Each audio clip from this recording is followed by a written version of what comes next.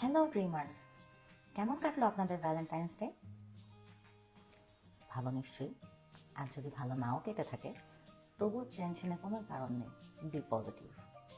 ভালোবাসা শুধু একটি দিনের বিষয় নয়, এটি আমাদের প্রত্যেকটা দিনের সাথে জড়িত। প্রত্যেকটা দিনে যদি আমরা আমাদের ভালোবাসাগুলোকে সবার মাঝে ছড়িয়ে দিতে পারি, সেটাই আমাদের সাফল্য।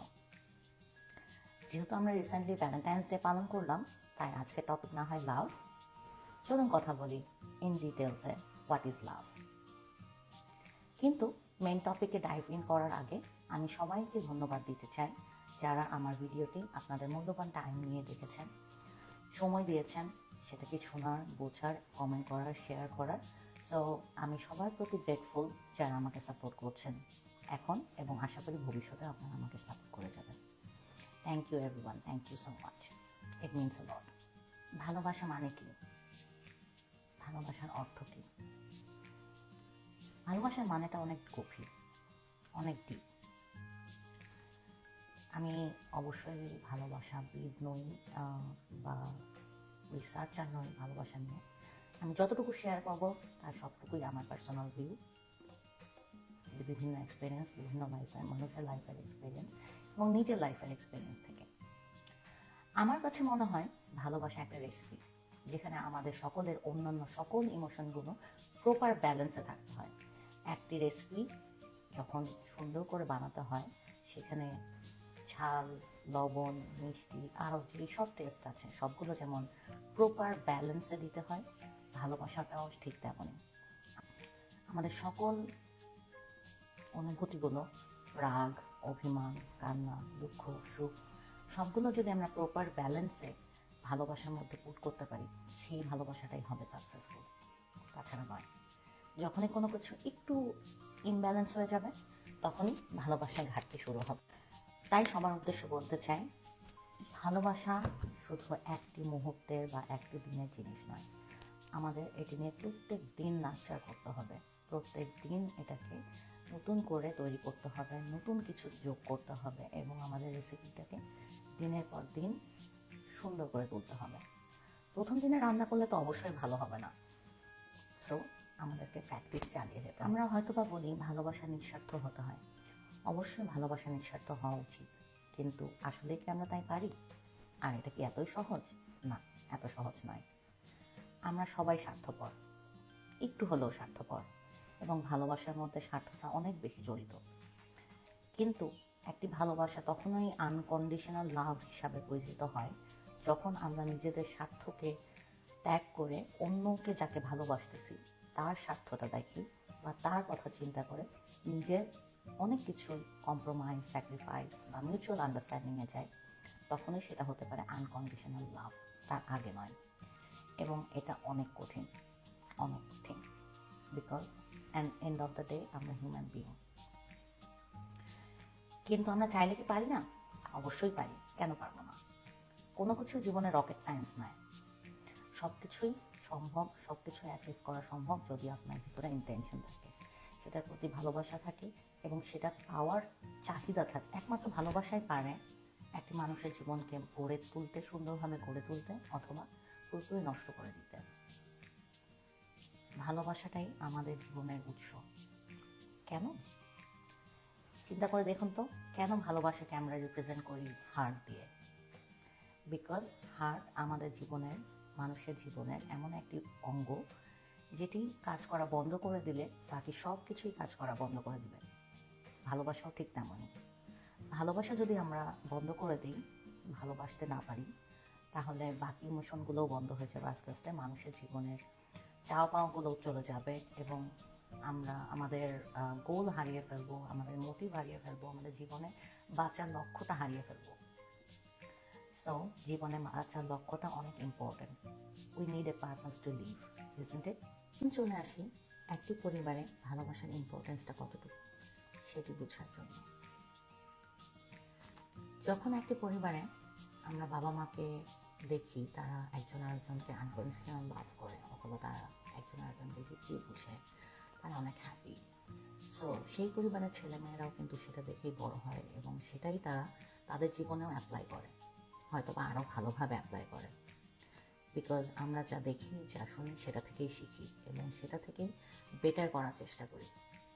আর যে সকল পরিবারে ছেলেমেয়েরা ভালোবাসার কমতি নিয়ে বড় হয় তারাও কিন্তু সেটি অ্যাপ্লাই করে নিজেদের জীবনে। So it's a cycle. আমরা যা দেখছি শুনছি, যেভাবে বড় হচ্ছি, যে পরিবেশে বড় হচ্ছি, সেটাই দিনের পর দিন চলতে থাকে। এর মধ্যেও যে মানুষ চেঞ্জ হয় না তা নয়। একটি ফ্যামিলির ছেলে বা মেয়ে ভালোবাসা না দেখেও বড় হতে পারে, কিন্তু তার মানে এই নয় যে সে তার নিজের জীবনে ভালোবাসা পাবে না বা অ্যাপ্লাই করতে পারবে না। সে যদি সেই জিনিসটাকে, সেই নেগেটিভিটিটাকে নিয়ে পজিটিভভাবে সেটাকে রূপান্তর করে, তাহলে অবশ্যই সে পারবে। সেটাকে চ্যালেঞ্জ হিসেবে নিতে হবে যে আমি এই ল্যাকিংসগুলো দেখে এসেছি, সো আমি আমার জীবনে এই ল্যাকিংসগুলো দূর করতে চাই। আমি এই রিপিটেশন হতে দিতে চাই না। এই চেনটা ব্রেক করা খুব ইম্পর্টেন্ট। সবাই যে আমরা আমাদের মন মতো লাইফ পাবো বা একটা পরিবার পাবো সেটা তো নয়, কিন্তু তার মানে কি এই যে আমাদের ভবিষ্যৎ জীবনগুলো আমি নষ্ট করে দেবো? অফকোর্স না। যেটা আপনি আপনার পরিবারে ল্যাকিংস দেখে এসেছেন সেটাকে চেঞ্জ করাটাই তো অগ্রগতি, তাই নয় কি? সো চলুন আমরা নেগেটিভিটিটাকে না বাদ দিয়ে যেগুলো আমরা ল্যাকিংসগুলো দেখে এসেছি সেগুলোকে পজিটিভভাবে আমাদের জীবনে অ্যাপ্লাই করি, যাতে আমাদের ভবিষ্যতের দিনগুলো সুন্দর হয়। এখন দেখি কীভাবে যুগ যুগ ধরে ভালোবাসা চেঞ্জ হয়ে যাচ্ছে। আমাদের বাবা মার সময় ভালোবাসাটা একটু ডিফারেন্ট ছিল। অনেকে লাভ ম্যারেজ করেছেন, অফকোর্স অনেকে অ্যারেঞ্জ ম্যারেজ করেছেন, এবং ম্যাক্সিমামই অ্যারেঞ্জ ম্যারেজের সংখ্যাটাই বেশি। এবং তাদের সময় এই স্কোপও ছিল না যে তারা তাদের পার্টনারকে একটু আগে থেকে জানবেন বা বুঝবেন। সো বিয়ে হওয়ার পরপরই তারা খুব বেশি টাইম পান না নিজেদেরকে চেনার, নিজেদেরকে বোঝার, দুজন দুজনকে বোঝার। কারণ ভালোবাসাটা হতে হয় খুবই ক্লিয়ার দুজন দুজনের মধ্যে। আমরা দুইটা পার্টনার যদি দুজন দুজনকে না বুঝতে পারি তাহলে কোনো সময় সেটা সাকসেসফুল হবে না। সেই সময় এই ল্যাকিংসটা থেকেই যেত। তারা ফার্স্টে বিয়ে হতো, কাপল হতো, দেন উইদিন 1-2 ইয়ার্স তারা প্যারেন্টস হয়ে যেত। সো আমাদের যেমন জব রোল চেঞ্জ হয়, পজিশন চেঞ্জ হয়, সেরকম তাদের পজিশনও রোলটাও চেঞ্জ হয়ে যায়। এবং যখন নতুন রোল আসে তখন নতুন নতুন রেসপন্সিবিলিটি যোগ হয়। So once they become parents, তারা কিন্তু আর কাপল থাকে না, তারা প্যারেন্টস হয়ে যায়। তাদের সব ধ্যান জ্ঞান সব কিছুই তাদের ছেলে মেয়েদের পিছনে চলে যায়।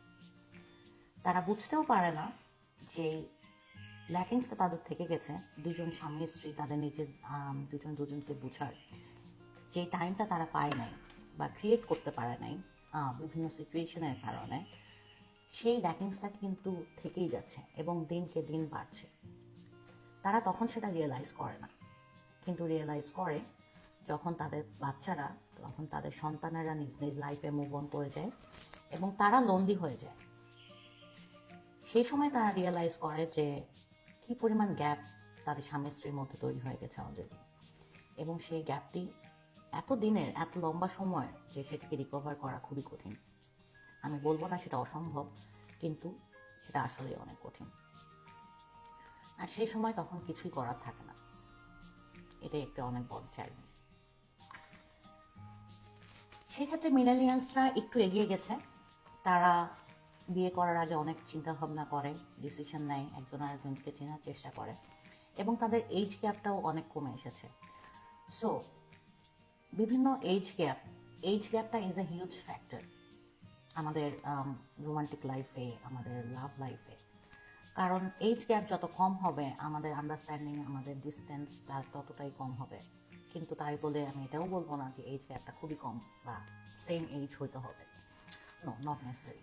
মিলেনিয়ালসের মধ্যে অফকোর্স ডিভোর্সের হার বেড়েছে rather than before our parents time. কারণ আগে ছিল সমঝোতার সময়, স্যাক্রিফাইসের সময়। বাবা মারা, স্পেশালি মেয়েরা, শুধু স্যাক্রিফাইসই করে গিয়েছেন তাদের ছেলে মেয়েদের জন্য, তাদের পরিবারকে টিকিয়ে রাখার জন্য।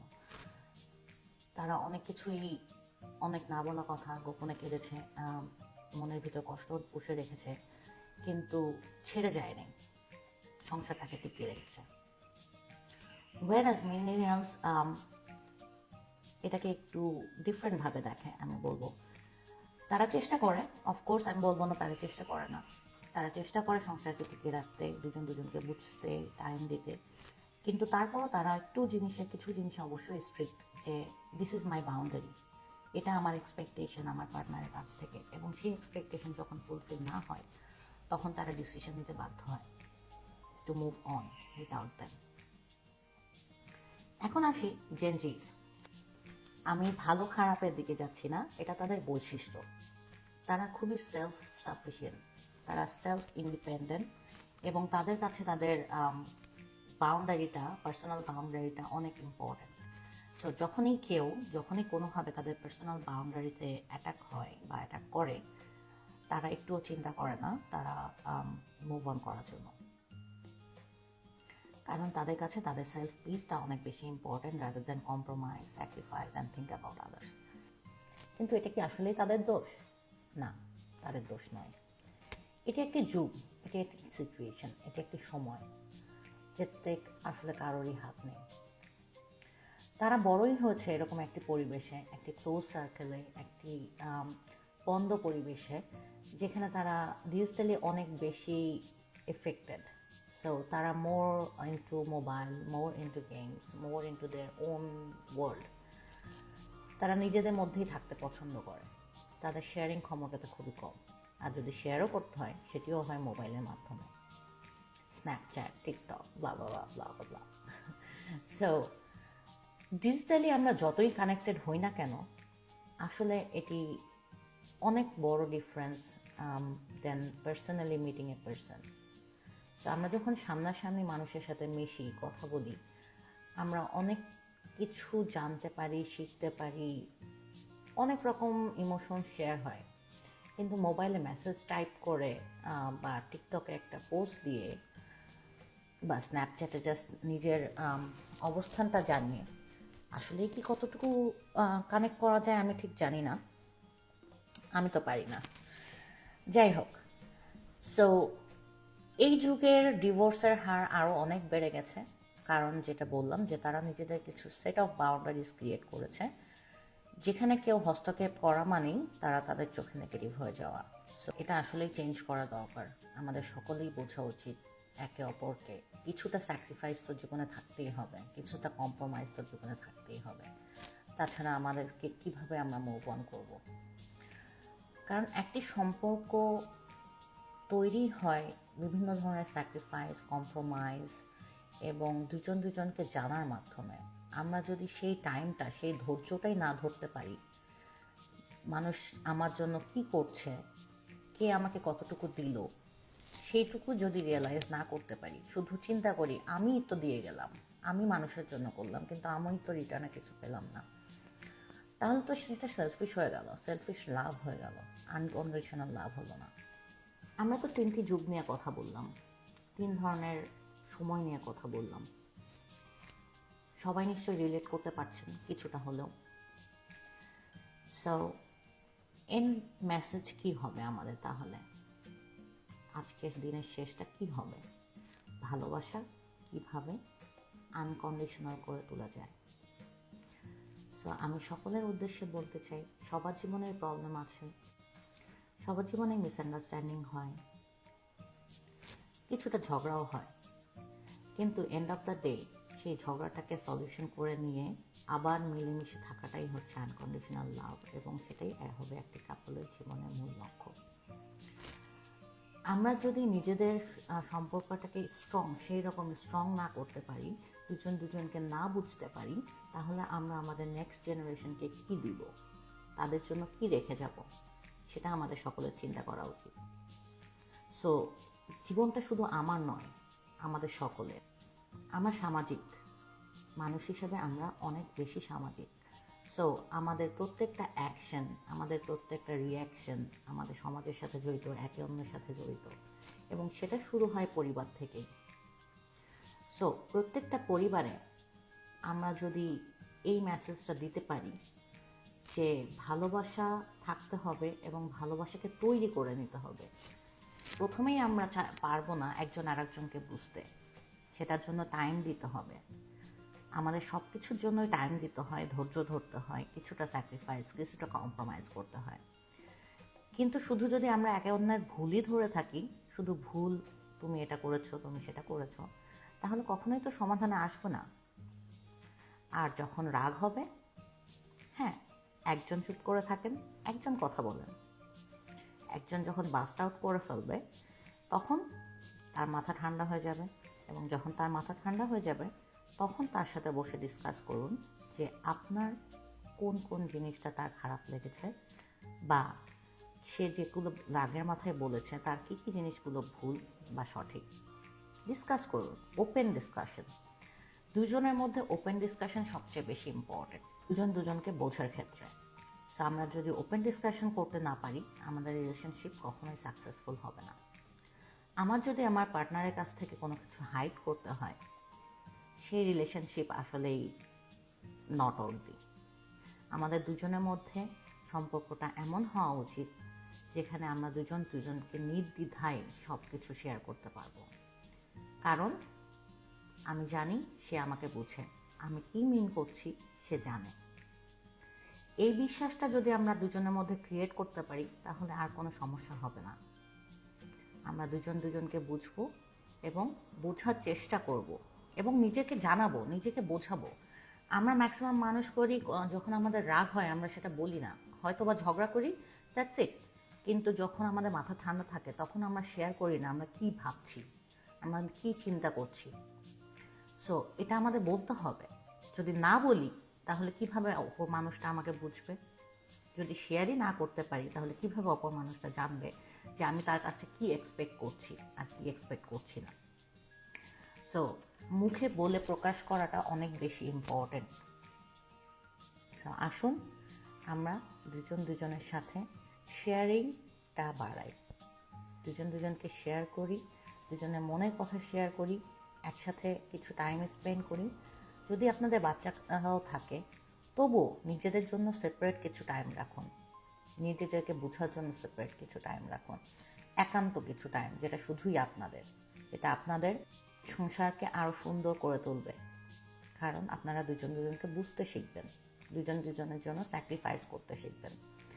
সো আসুন এই মেসেজ নিয়ে আমরা আজকে শেষ করি যে আমাদের কাপল লাইফে দুজন দুজনের জন্য ভালোবাসা আনকন্ডিশনাল হতে হবে, এবং তার একটি মাত্র উপায় দুজন দুজনকে বোঝা। Thank you viewers, thank you so much. আশা করি আপনাদের দিনটি অনেক ভালো যাবে। সবাইকে অনেক অনেক লাভ।